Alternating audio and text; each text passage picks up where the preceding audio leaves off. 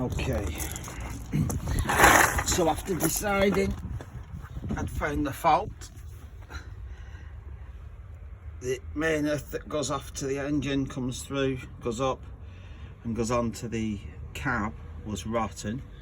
I wasted an hour and a half trying to find exactly where this goes on the engine and give it up.